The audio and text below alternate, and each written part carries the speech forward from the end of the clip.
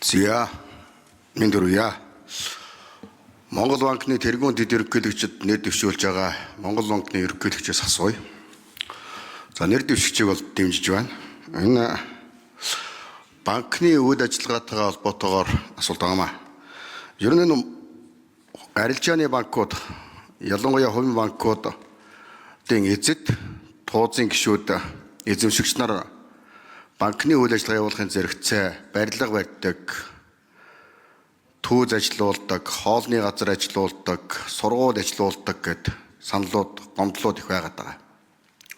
Энэ дээр хяналт шалгалтууд явуулж энэ байдлыг засаж залруулах дээр Монгол банк ер нь ямар санаачлах гаргаж ажиллаж байна. Банкудад иргэд бизнес эрхлэгчид өөрсдөө бизнесийн санаагаа бичээд тэзүүгээ гаргаад өчгөөр нөгөөдхийг нь ажил болгоод өөрсдөө хийгээ явуулдаг гэдэг ийм гомдол саналууд байд юм билээ. Энийг та ер нь юу гэж бодож байна? Саяхан аялал жуулчлалыг дэмжих чиглэлээр 6% хүүтэй зээлийг төрөөс олгосон. Энэ зээлтэй холбоотой гомдол саналууд өнөө хэр байгаа. Банкны эзэн өөрийнхөө Харьяаны мэдлийн Б аялал жуулчлалын компанид бага хүүтэй зээл гаргаж өгч байгаа талаар аялал жуулчлалын компани гомдлоо ирүүлж байгаа.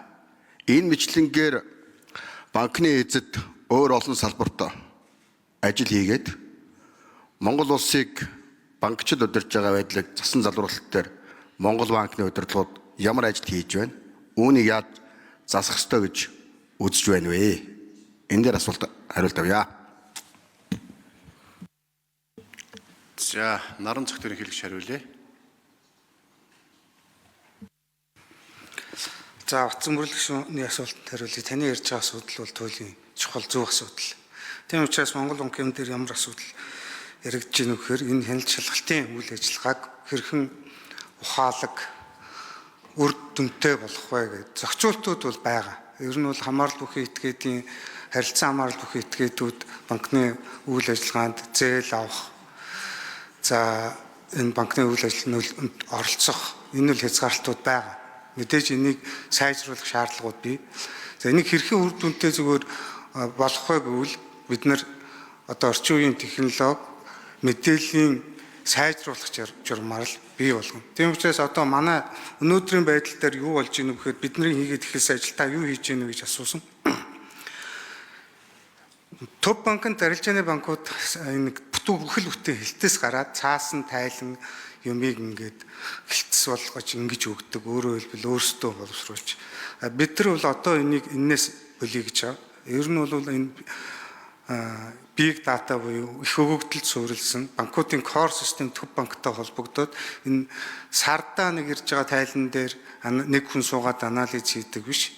Энэ бодит цагийн горимд төв банкны хяналтын тогтолцоо, хиймэл оюун ухаан, орчин үеийн технологиор сүйж байнгын бодит цагийн горимд хяналт тавигдчих хэвээр. Ингэж ээж яг үр дүн гарна. Үнэхээр тэр улсууд энэ харилцан хамаарал бүхий улсууд оролцоод байна уу?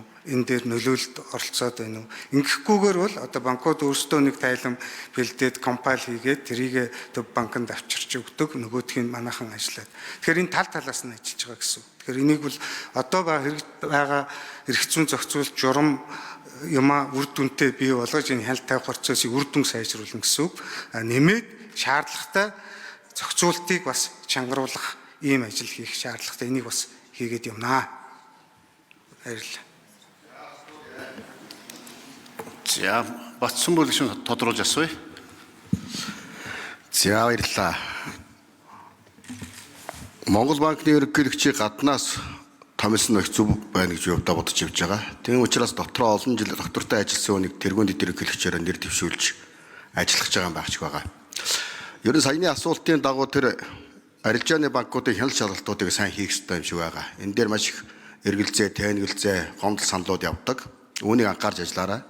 Монгол банкнд дотоод хяналтын нэгж байдаг баг. Түүнийг гаднаас хөндлөнгөөс тавьбилах зүгээр болов уу гэж санаагаа хэлж байна. Тэгээд Монгол банкны ажил амжилт хүсье.